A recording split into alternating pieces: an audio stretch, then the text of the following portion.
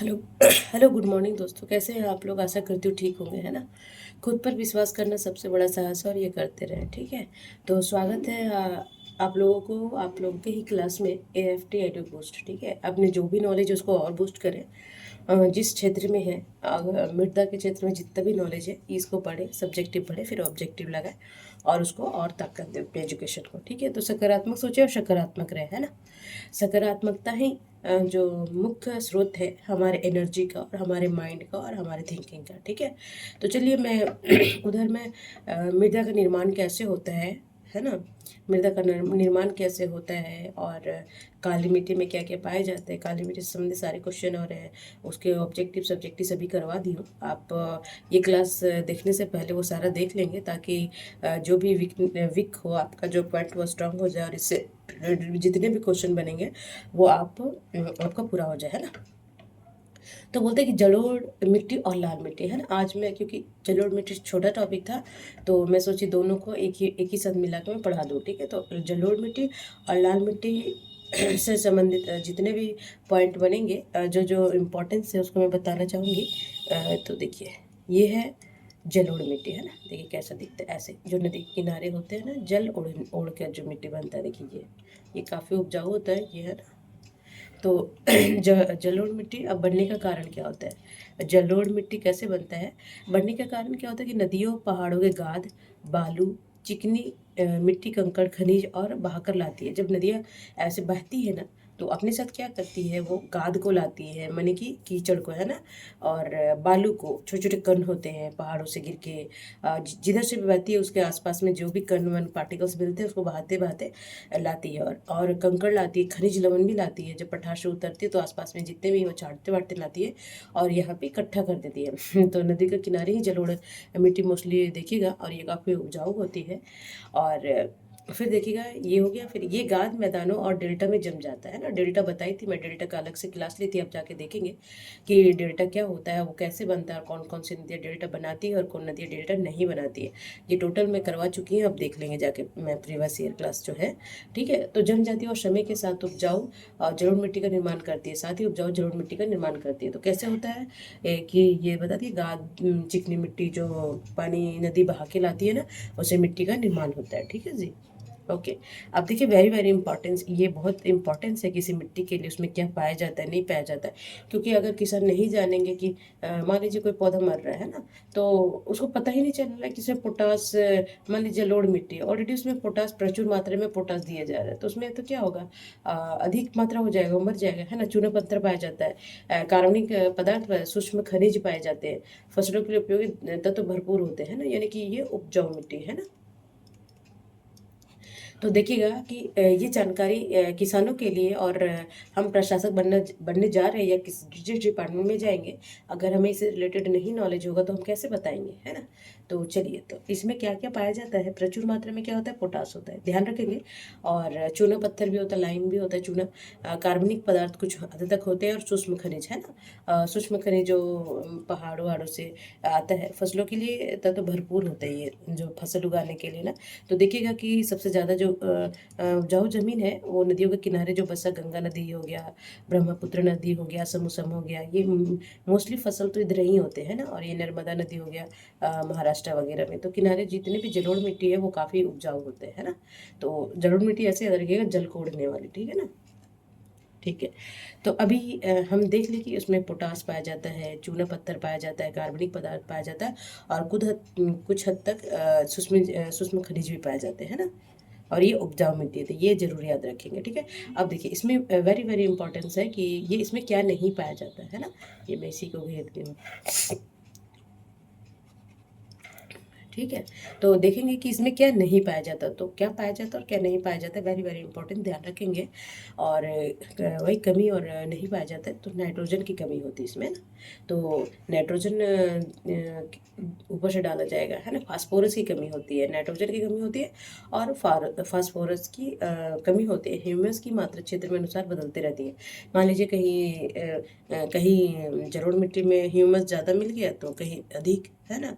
वो area wise, क्षेत्र wise depend करता है कि कहाँ सड़ा गला जहाँ मिला कहीं नहीं मिला, है ना। तो वो क्षेत्र वाइज मिलता है। और नाइट्रोजन की कमी होता है और फास्फोरस की, याद रखिएगा कि जलोढ़ मृदा में एन एफ फास्फोरस पी बोलते हैं, पर एफ से लिखते हैं तो एफ एन एफ कैसे भी लिख सकते हैं, पी बी एन पी नहीं है, पी एन नहीं है।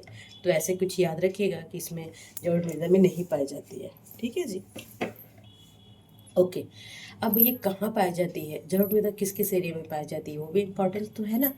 तो ये गंगा यमुना मैदान है ना, मान लीजिए कि यहाँ गंगा उत्तराखंड से उतरा है, यहाँ से जाते जाते बिहार होते हुए, यहाँ से कोलकाता होते हुए, बांग्लादेश होते हुए, या बंगाल की खाड़ी में गिर गया, ठीक है। तो इधर से आगे यमुना मिलती है इसके मतलब दाई तरफ। तो ये जो ये एरिया है, इसके आसपास के एरिया है, और ये सब एरिया है जो यहाँ पे क्या पाया जाता है, जलोढ़ मिट्टी। अब मैं बताऊंगी, उसमें गंगा नदी में पढ़ाई हो, जाके देख लेंगे आप लोग, है ना। तो ये सब एरिया क्या है, जलोढ़ मिट्टी का। इधर ब्रह्मपुत्र है तो इधर इसके आसपास का एरिया भी जलोढ़ मिट्टी का पाया जाएगा, ठीक है ना। तो और ब्रह्मपुत्र घाटी, फिर सतलज, नर्मदा, गोदावरी, कृष्णा, कावेरी मैदान, गंगा प्रभुत्व डेल्टा, सुंदरवन डेल्टा, यह सभी जलोढ़ मिट्टी पाया जाता है। जैसे कि नीचे नर्मदा हो गया, फिर ऊपर सतलज नदी, नर्मदा नदी इधर हो गया महाराष्ट्र में, कृष्णा कावेरी नदी हो गया। तो ये सभी इसमें क्या होते हैं, जलोढ़ के आसपास जितने भी होते हैं ना, तो जलोढ़ मिट्टी पाए जाते हैं, याद रखेंगे, ठीक है। अच्छा, तो अभी देखेंगे कि वहाँ पे शायद मैप में डालना शायद था, मैं नीचे पढ़ा ही नहीं है फिर। देखिए ये जलोढ़ में काली मृदा यहाँ देख लेंगे, वहाँ मैं पढ़ा चुकी हूँ। देखिए ये छोटा नागपुर पढ़ा रहे हैं ना, तो अभी हम क्या पढ़ा रहे हैं, जलोढ़ मृदा, है ना। तो ये जो हरा हरा है, देखिए यहाँ पे सतलज वो नर्मदा नदी वगैरह है, और यहाँ पे कृष्णा कावेरी का, देखिए आगे दिखा देती हूँ मैं। देखिए ये कृष्णा कावेरी, कावेरी हो गया, कृष्णा हो गया, गोदावरी नदी। तो यहाँ पे जो ये वाला पोर्शन है ना, ये जलोढ़ मृदा का है ना, ये काफ़ी उपजाऊ होती है ना। और ये वाला देख लीजिएगा, यहाँ पे ये पंजाब का कुछ एरिया है, सॉरी, हाँ ये पंजाब का कुछ एरिया देख लीजिए, है ना। तो ये सब गंगा गंगा का क्षेत्र इधर बोल रही थी, है ना। फिर ये यमुना है, केन, बेतवा, सब नदियाँ हैं। और इधर इधर से आ गया ना जी गोदावरी वगैरह, तो इधर, और ये ब्रह्मपुत्र हो गया, है ना, ब्रह्मपुत्र नदी बेसिन हो गया ना। तो ये सब क्षेत्र क्या है, ये जलोढ़ मृदा का। ये जलोढ़ मृदा ये काफ़ी उपजाऊ होती है, प्लेन एरिया होता है। यहाँ पे देखिएगा यूपी तो पूरा टोटल खाद का सबसे ज़्यादा उत्पादन करता है। ये रीजन होता है कि ये गंगा नदी के तट पे बसा हुआ, मतलब गंगा नदी इसके बीचों बीच बहती है, ठीक है। तो इसका एक रीजन ये भी है, ठीक है, ध्यान रखेंगे, ठीक है जी। अभी लाल मिट्टी वगैरह नहीं देखे, क्योंकि एक एक करके देखे तो ज़्यादा कंसंट्रेशन बना रहेगा, मैप पता रहेगा कि यहाँ चलो यहाँ पे यूपी पड़ता है, यहाँ पे पंजाब पड़ता है, यहाँ पे हरियाणा पड़ता है, दिल्ली पड़ता है ना, यमुना किनारे है ना दिल्ली यहाँ पे, ओके, यहाँ नहीं, यहाँ पे, ओके। और फिर यहाँ ब्रह्मपुत्र आश्रम वगैरह पड़ता है, अरुणाचल प्रदेश पड़ता है, ठीक है। ये वेस्ट बंगाल, कलकत्ता वगैरह पकड़ता है इधर सब। तो ये जब मैप याद रहेगा तो खुद ब खुद बहुत क्वेश्चन ऐसे बन जाते हैं, ठीक है ना। तो देख लीजिएगा, उसमें नाइट्रोजन फास्फोरस नहीं पाया जाता, पोटास और वो सब पाया जाता है प्रचुर मात्रा में, इससे रिलेटेड क्वेश्चन पूछते हैं, है ना। तो चलिए अब लाल मिट्टी को देखते हैं कि लाल मिट्टी कैसी होती है, पहले देख लेंगे। ये झारखंड, उड़ीसा वगैरह ज़्यादा क्षेत्र में ना पाया जाता है। आप देखेंगे एकदम लाल लाल सा होगा, इससे और डार्क होता है, उसमें थोड़ा कंकड़ वंकड़ सा होता है ना। तो ये लाल मिट्टी हो गया, ये देखिए छत्तीसगढ़ की मिट्टी है ना, तो इस तरह के लाल पाया जाता है ना। अब बनने का क्या कारण है ना। तो अग्नि क्षेत्र होते, कायांतरित चट्टानें होती है ना, जो रूपांतरित होती है, जैसे कोई विशाल चट्टान हो गया, या फिर बहुत सारे चट्टानें जब मिलके अग्नि अग्नि मैं जब चट्टान पढ़ाऊंगी तो उसमें अग्नि और कायांतरित चट्टान पढ़ा दूंगी, तो अच्छे से बनती है। तो ये ध्यान रखेंगे, ये वेरी वेरी इंपॉर्टेंस है, इसमें ध्यान रखना होगा कि लाल मिट्टी के बन किससे कैसे बनती है ना। तो ये अग्नि और कायांतरित चट्टान से रूपांतरित होती है ना, तो उससे बनती है, ठीक है। ये उसके अक्षय से, और मिट्टी के निर्माण में अक्षय क्या है उसको मैं बता दी हूँ, आप वहाँ जाके देख लेंगे, ठीक है। ये ध्यान रखेंगे, देखिए हर टर्मिनोलॉजी हर जगह बताना पॉसिबल तो नहीं होगा ना। और आप सीक्वेंस वाइज क्लास करेंगे तो धीरे धीरे सब होता जाएगा, है ना। तो क्लास तो करना पड़ेगा जानने के लिए, नहीं तो फिर घर पे बैठे रहे, है ना। पढ़ना तो पड़ेगा। देखिए शॉर्टकट कुछ नहीं होता है, ये जो बोलते हैं ना शॉर्टकट है या फिर जो बन के इंटरव्यू देती है वो सब मुझे नहीं लगता सही है। उनका स्कूलिंग काफ़ी अच्छा होता है, वो सब छोड़ दीजिए, आप अभी जहाँ से मिला है वहीं से पढ़िए, ठीक है। और इसका लाल रंग क्या होता है, देखिए बहुत सारे एग्जाम में क्या पूछता है कि जो लाल मिट्टी का है ना, उसका लाल रंग किसके कारण होता है ना।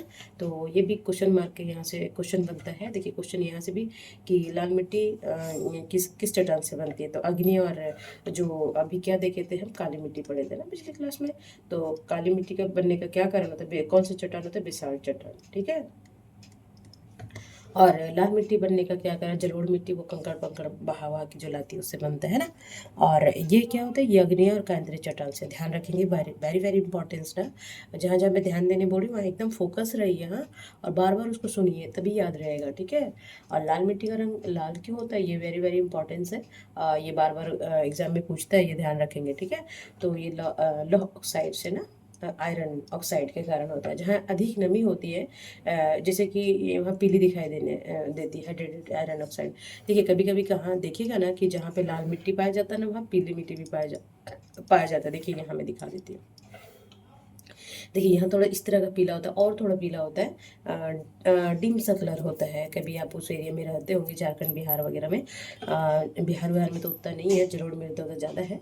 छत्तीसगढ़ झारखंड हो गया, और थोड़ा सा आंध्र प्रदेश हो गया। तो अभी मेरा आवाज़ थोड़ा चेंज लगेगा, क्योंकि मैं अभी थोड़ा सा सर्दी में सफ़र कर रही हूँ। तो पर मैं क्लियर वर्ड बोलती हूँ ताकि आप लोग को समझ में आए, थोड़ा एफर्ट करके। ठीक है, तो चलिए, तो ये लाल मिट्टी हो गया ना, और ये थोड़ा पीला हो गया। तो अभी क्या है कि मान लीजिए यहाँ ज़्यादा सूखा है, तो ये क्या होगा, ये लाल, ये आयरन ऑक्साइड इसमें ज़्यादा होगा, ठीक है। और यहाँ पे क्या होगा कि देखिए, कभी क्या होता है कि यहाँ पे नमी, मान लीजिए पानी का मात्रा है और ये चट्टानें बनी है, तो इसमें नमी ज़्यादा रहता है, तो ये रूप ले लेता है थोड़ा थोड़ा पीला का, है ना। ये थोड़ा इससे ज़्यादा उपजाऊ होता है, मतलब इसके कंपेयर में, ठीक है जी। तो ये सब ध्यान रखेंगे, वेरी वेरी इंपॉर्टेंस है, ओके। मैं बार बार बोलती हूँ कि आप ध्यान रखेंगे इस मिट्टी में। आप देखिए, उठा के जाके देखिए, जितने भी एग्जाम हर मिट्टी से कुछ ना कुछ पूछ रखा है, ओके। तो चलिए, अब इसमें क्या है कि इसमें क्या पाया जाता है ना। तो पोटास पाया जाता है, पर्याप्त मात्रा में होता है पोटास। लोह तत्व होता है, आयरन ऑक्साइड, क्योंकि आयरन के कारण ही वो रेड होता है, ये अधिक पाया जाता है, ठीक है जी। तो ये ध्यान रखेंगे। कभी कभी चूना और मैग्नीशियम की अल्प मात्रा पाई जाती है, कभी कभी कहीं कहीं, है ना। यानी कि इसमें प्रचुर मात्रा में पाया जाता है। अब देखिए इसमें भी क्या होता है कि ह्यूमस की भी कमी होती है, कि सड़ा गला वहाँ तो नहीं होता है ना जी। तो इधर नाइट्रोजन की कमी होता है, फास्फोरस। मोस्टली लगता है कि भारत की मिट्टियों में फास्फोरस और नाइट्रोजन की कमी बनी रहती है, तो ये याद रखेंगे।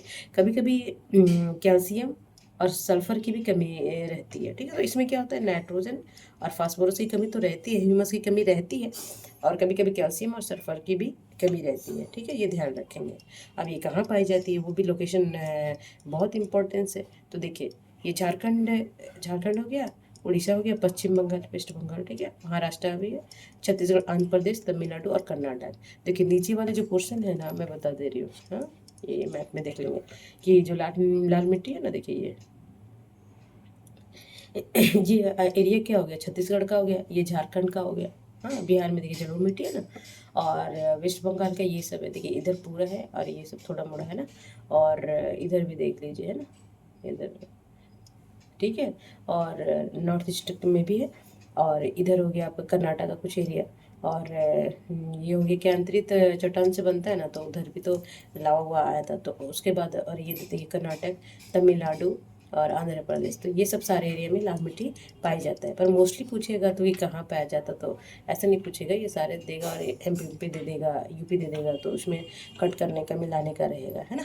तो ये सब देख लीजिए, बाकी तो अब तो देख लेंगे एक बार फिर से लाल मिट्टी कैसा लगता है। और फिर इधर देख लीजिएगा जलोढ़ मिट्टी का एक मैप से पढ़ने में ज़्यादा सुविधा रहता है, और ये पढ़िएगा, ठीक है ना। तो चलिए, अभी आज का क्लास ये ठीक है, इसका ऑब्जेक्टिव मैं बना के डाल दूँगी कल के क्लास में। तो तब तक अपना और अपने फैमिली का ख्याल रखें, सकारात्मक सोचें, सकारात्मक रहे, खुद पर विश्वास करना सबसे बड़ा साहस, और ये करते रहें। और खूब पढ़े, स्वस्थ रहें, मस्त रहें, और अपने ड्रीम को अचीव करें, मेहनत करें, हार्ड वर्क करें, है ना। नमस्कार।